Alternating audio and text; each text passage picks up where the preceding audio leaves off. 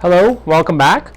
In this video, we're going to go over the use of the epsilon-delta definition, or the formal definition of limit for the function 2 minus 1 over x and the limit point x equals 1. But before I hit the road, I want to remind you the formal definition of the limit. Essentially, when we say that the limit of the function as x approaches c equals L, what we mean by that is that f of x arbitrarily gets closer to L as the x values approach c. So in other words, for every given epsilon, we can find a delta, but remember that delta depends on epsilon. So if I change epsilon value, then I'm going to find a different delta, such that if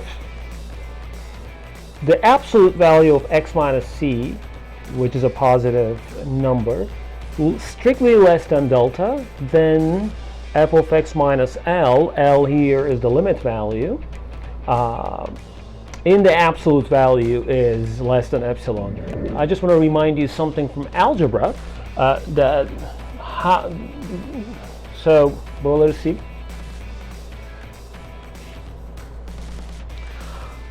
I just want to remind you something from algebra, just to see how you treat these inequalities. So when you have x minus c absolute values strictly less than delta, what I mean by that is x minus c values are stuck in between minus delta and delta. In other words, if I add c to both sides of the inequality, I have x to be less than c plus delta and then greater than c minus delta.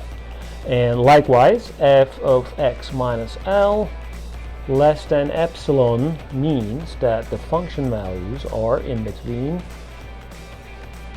L minus epsilon and L plus epsilon. So let's read the epsilon-delta definition again.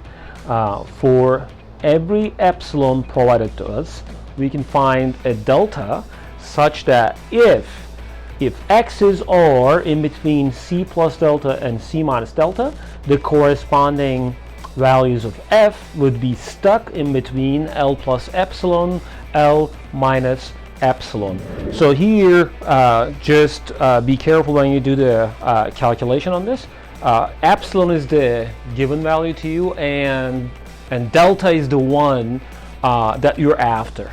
So going back to the example here, okay. First, let's find the limit value by using some algebra and the limit properties. So limit of 2 minus 1 over x as x approaches 1 is in fact the function evaluation, right? Because if x gets closer to 1, this function is well defined, so I can just evaluate this function, and this is just a constant, so the value of the limit is going to be 1.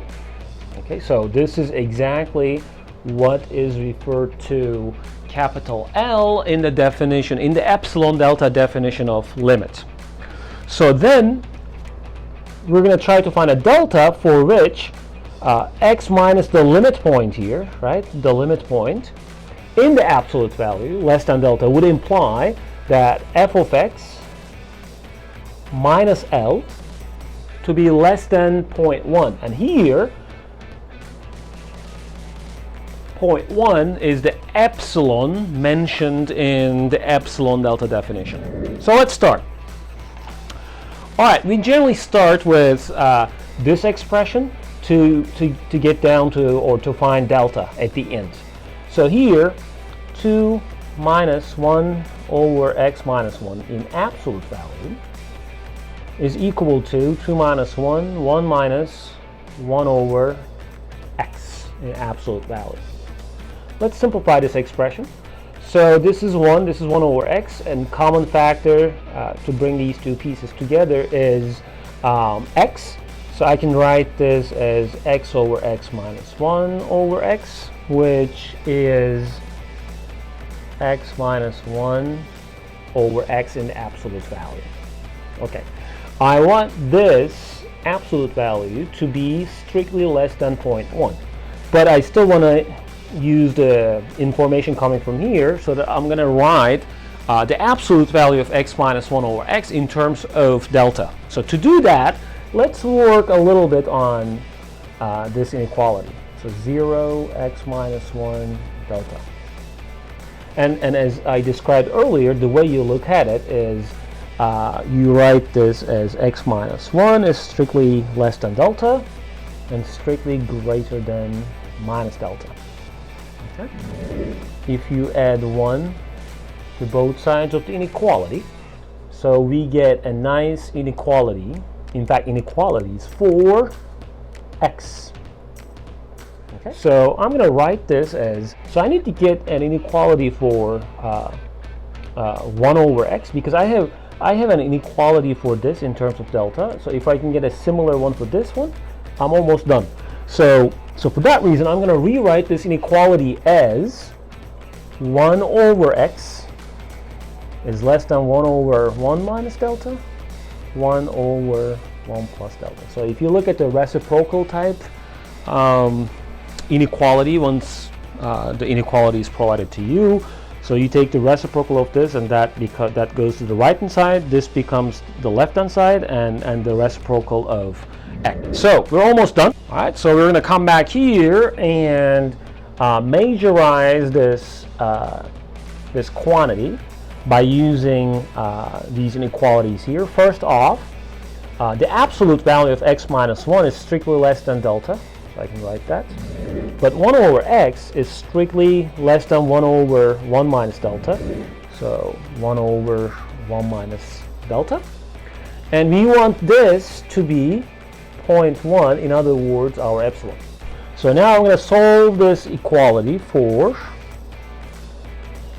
delta, and hopefully that's going to be the delta value we're after. So let's do the cross product here. Delta equals 0.1 minus 0.1 delta. Adding 0.1 delta to both sides